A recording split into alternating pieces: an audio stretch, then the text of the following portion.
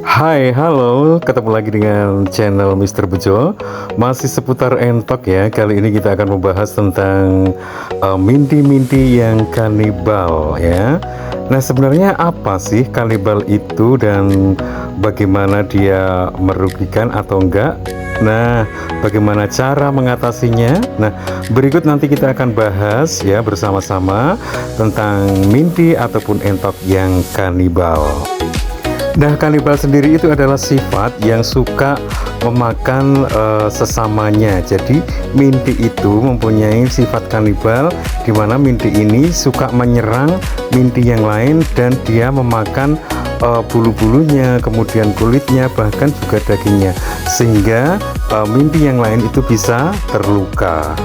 Nah, keadaan ini kalau tidak segera diatasi, maka akan merugikan mimpi-mimpi tersebut, karena mimpi yang lain yang diserang oleh mimpi yang kanibal, dia akan stres dan dia tidak akan makan karena nafsunya akan berkurang, karena dia menahan rasa sakit, akhirnya dia kekurangan nutrisi dan lama-lama dia akan terganggu pertumbuhannya, bahkan bisa mati. Nah, lalu bagaimana ya untuk mengatasi hewan yang kanibal ini ya?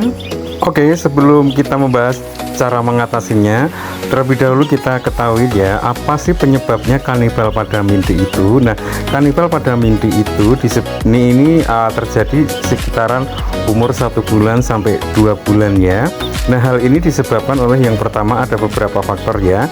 Satu, mungkin kandangnya terlalu sempit sehingga dia kurang ruang untuk bergerak, sehingga dia merasa stres dan menyerang temannya. Kemudian yang kedua, terlambatnya kita memberi makan ataupun minum. Nah, keterlambatan makan dan minum ini kan membuat mimpi jadi lapar, sehingga dia akan mencari alternatif makanan yang lain, yaitu dengan menyoyor gitu ya, nyoyori koncone dewi, menyoyor temannya sendiri ya, sehingga dia keluar darah dan itu akan mengganti sebagai minuman atau makanannya. Dan ini dirasakan mungkin enak bagi mimpi yang menyoyor itu ya, karena dia tentu saja mendapat asupan protein yang tinggi dari hasil soyorannya itu.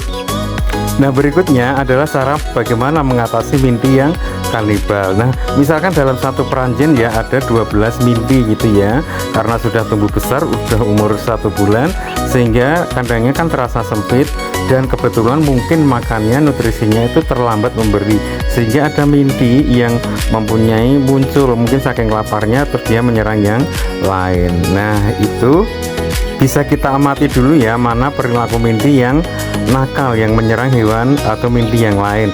Kita amati dulu, kemudian kalau sudah ketemu mimpi yang suka menyerang mimpi lain, nah kita pisahkan, kemudian kita sendirikan, nah kita terapi. Nah, caranya bagaimana?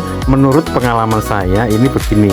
Jadi caranya tidak dipotong paruhnya, itu kan berbahaya dan nanti keluar darah ya, dan itu tidak aman. Nah, yang aman adalah ketika kita sudah menyendirikan, kemudian kita bakar ujung paruhnya yang runcing, yang tajam itu kita bakar, sehingga paruh yang runcing itu dia akan tumpul dan dia akan kapok ya. Kapok itu apa ya?